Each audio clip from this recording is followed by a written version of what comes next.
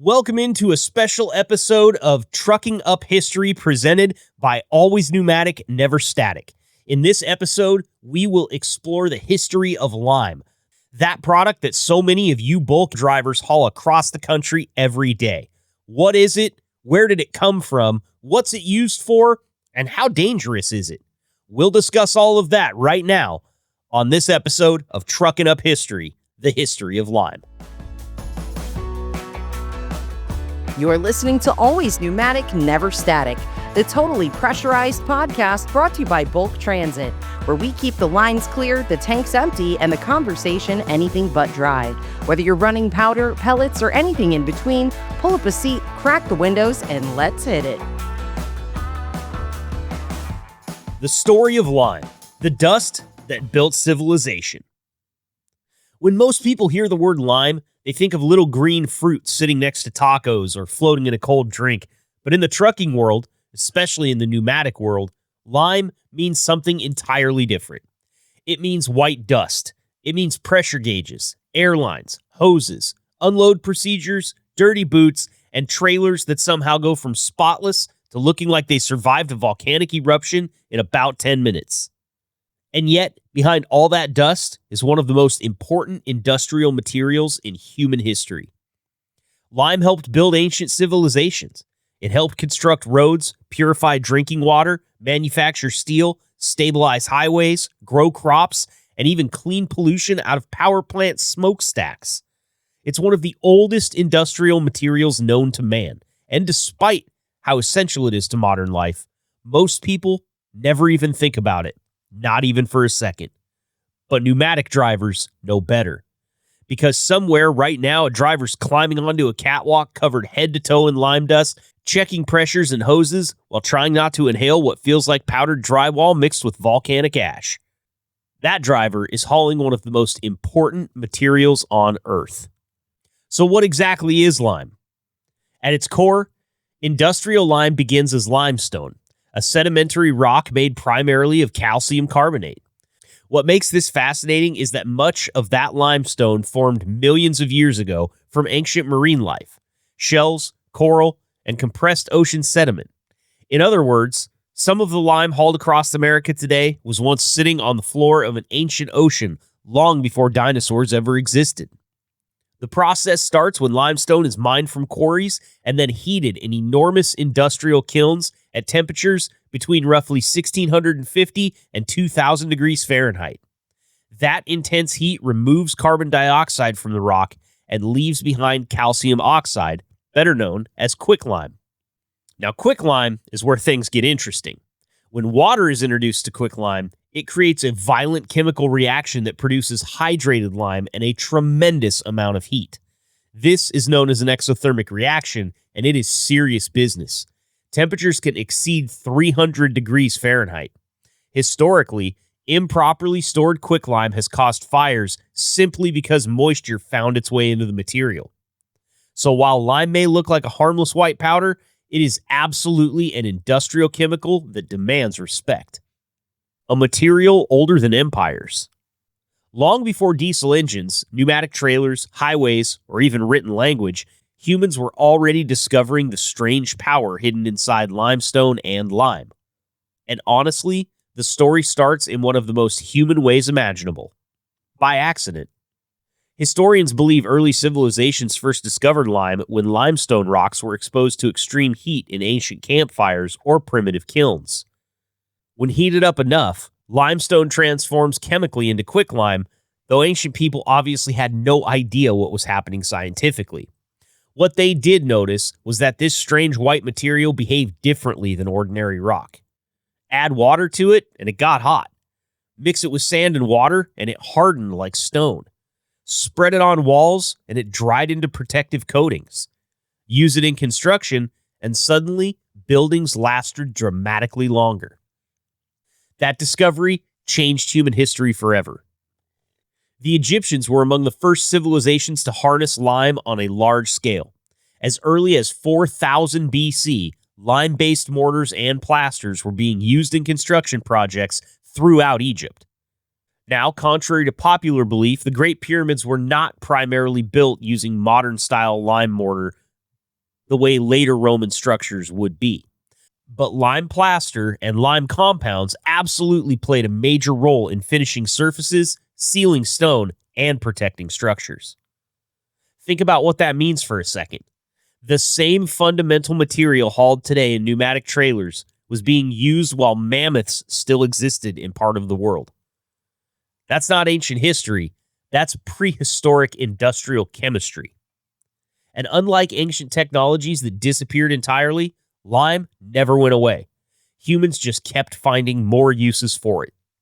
The Greeks began refining lime techniques and experimenting with construction methods, but the Romans were the civilization that truly unlocked lime's full potential. And once they did, the world changed. If there's one civilization that deserves credit for turning lime into a world-changing material, it's Rome. The Romans discovered something extraordinary.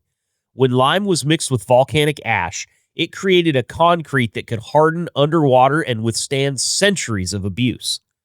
This was revolutionary. Before Roman lime concrete, large-scale durable construction was far more difficult and far more expensive. But suddenly, Rome could build massive aqueducts, ports, bathhouses, amphitheaters, bridges, roads, and entire cities. The Roman Empire didn't just conquer militarily, it conquered structurally. Road systems connected the empire. Aqueducts transported water over incredible distances. Harbors expanded trade. Massive public buildings became symbols of Roman dominance. And underneath all of it, lime. Even crazier, modern scientists still study Roman concrete because some of it appears to outperform certain modern concrete mixtures in durability. There are Roman harbor structures sitting in seawater right now that have survived nearly 2,000 years of wave action. Meanwhile, a pothole opens up on an interstate after 2 tough winters and everybody starts filing complaints. Roman engineers would be absolutely unbearable on social media. Today, humanity uses hundreds of millions of tons of lime every single year. And like many materials from ancient history, lime never became obsolete. It adapted. Modern civilization still relies on lime for steel production, road construction, water treatment, farming, environmental cleanup, paper production, chemical manufacturing, and dozens of other industries. The crazy part is that most people have absolutely no idea how dependent modern life still is on this ancient material. Take away lime tomorrow, and the effects would hit fast. Steel production slows, water treatment struggles, construction projects stall, agriculture suffers, and emission controls weaken. Entire sectors of the economy would feel it almost immediately, all because of a material most people never even think about. So where does lime come from? Well, today, lime production begins with limestone mining. Massive limestone deposits exist all over the world, but the largest producers include China, the United States, India, Russia, and Brazil. The United States remains one of the world's leading lime producers because America is rich with limestone reserves. States like Missouri, Kentucky, Alabama, Ohio, Pennsylvania, Indiana, and Texas are major contributors to lime production. If you spend enough time hauling pneumatics through the Midwest, odds are you've hauled lime, unloaded lime, or accidentally breathed in enough lime dust to taste drywall for the rest of the day. And once that limestone is mined and processed, the trucking industry takes over. The pneumatic world of lime hauling. Lime is one of the signature materials of the hauling industry. It is commonly transported in dry bulk pneumatic trailers because the material is dry, fine, and capable of unloading using air pressure systems. But hauling lime is not beginner-level trucking. First, there's the dust. Lime dust is legendary in the bulk world. A clean pneumatic trailer hauling lime stays clean for about 11 seconds before everything turns white. Drivers hauling lime often look like they've lost a fight inside of a flour mill. And the dust is not just annoying, it can be dangerous. Repeated exposure without proper protection can severely irritate the lungs, eyes, and skin. Then there's moisture control. Lime, especially quicklime, absolutely hates water. If moisture gets into the product, it can harden, clump, bridge inside tanks, or chemically react. That means pneumatic drivers must constantly pay attention to seals, hoses, air lines, and unload systems. A reefer driver worries about temperatures. A flatbed driver worries about straps and chains. A pneumatic driver hauling lime worries about pressure, airflow, contamination, moisture, and whether the unload line is about to become an industrial cannon because somebody rushed the process. Pneumatic hauling demands patience and precision. One mistake can contaminate the product, damage the equipment, or create a dangerous situation at the customer site. And that's exactly why experienced pneumatic drivers earn so much respect in the bulk world. So who uses lime? Well, the short answer is almost everybody. The steel industry uses enormous amounts of lime to remove impurities during steel production. Without lime, modern steelmaking would be almost impossible. Every bridge, trailer frame, skyscraper, and industrial machine owes something to lime. Construction companies use lime in cement, mortar, road stabilization, and soil treatment. In fact, before trucks ever drove down many highways, lime was often used to stabilize the ground underneath the road itself. Farmers use agricultural lime to neutralize acidic soil and improve crop yields. Entire farming regions rely on lime treatment to keep soil healthy and enough to grow crops efficiently. Entire farming regions rely on lime treatment to keep soil healthy enough to grow crops efficiently. Water treatment plants use lime to soften water, balance pH levels, and remove impurities. There's a very good chance lime played a role in treating the water coming out of your kitchen faucet today. Environmental cleanup operations also depend heavily on lime. It's used to neutralize acids, stabilize hazardous waste, and remove sulfur emissions from power plants. Ironically, one of the dirtiest looking products hauled in pneumatics is also heavily involved in pollution control. And the list keeps going.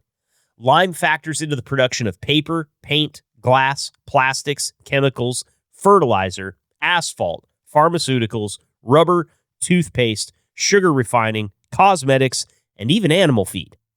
That's right. Somewhere out there is a pneumatic driver with their boots covered in lime dust, unknowingly contributing to both interstate infrastructure and somebody's lipstick. That's versatility. Is lime expensive? Well, compared to precious industrial materials, lime itself is relatively inexpensive.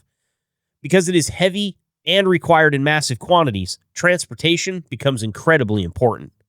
Some industrial plants consume hundreds or even thousands of tons of lime per day. If deliveries stop, operations can slow down or shut down entirely. That means pneumatic drivers hauling lime are often supporting critical infrastructure, whether people realize it or not. Without steady lime deliveries, industries ranging from steelmaking to agriculture to water treatment start feeling the impact quickly. Is lime dangerous? The short answer is yes. Lime is not movie explosion dangerous, but it is absolutely industrially dangerous. Lime dust can damage lungs, irritate eyes, and burn skin. Quicklime can generate extreme heat when exposed to moisture. Improper handling can damage equipment or injure workers. That's why lime facilities take safety seriously. Respirators, eye protection, gloves, sealed system, and strict unload procedures are all common in this sector. And despite all that, pneumatic drivers still occasionally hear somebody say, "It's just powder." Every pneumatic driver listening immediately rolls their eyes, because anybody who has hauled lime knows better. The weird and fascinating side of lime. Lime has one of the strangest resumes of any industrial material on Earth. Historically, quicklime was reportedly used in warfare because the dust could severely irritate eyes and lungs. Imagine getting attacked by chemistry. Lime was also used historically in burial practices because of the way it interacts with organic material, which sounds incredibly metal for something hauled in a tank trailer. Quicklime reactions were even used as primitive heat sources before modern equipment existed because of how much heat the material generates when exposed to water. And despite being one of the least glamorous projects imaginable, lime helped humanity build cities, roads, ports, aqueducts, farms, and industrial systems that shaped civilization itself. not bad for a powder most people mistake for dust. In conclusion, lime may not get the attention of flashy tech or futuristic materials, but it remains one of the most important substances in the modern world. It helped build ancient civilizations and continues to build modern infrastructure. It strengthens roads, purifies water, supports agriculture, produces steel, cleans pollution, and quietly powers industries that most people never even think about. And every single day, pneumatic drivers help move that material safely all the way across the country. Most people will never think twice about lime. They'll drive on roads stabilized with it, drink water treated by it, and use products manufactured with it without ever realizing how important it really is. But pneumatic drivers hauling it know, because behind every cloud of white dust is a product that helped build civilization itself.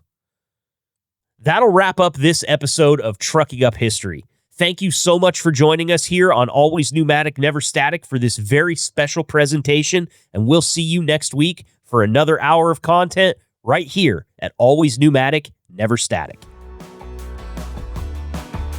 And that's all she blows for today's episode of Always Pneumatic, Never Static, your number one and probably only pneumatic trucking podcast, brought to you by Bulk Transit. Thanks for rolling with us today. Till next time, stay safe, keep those lines clear, and keep it pumping.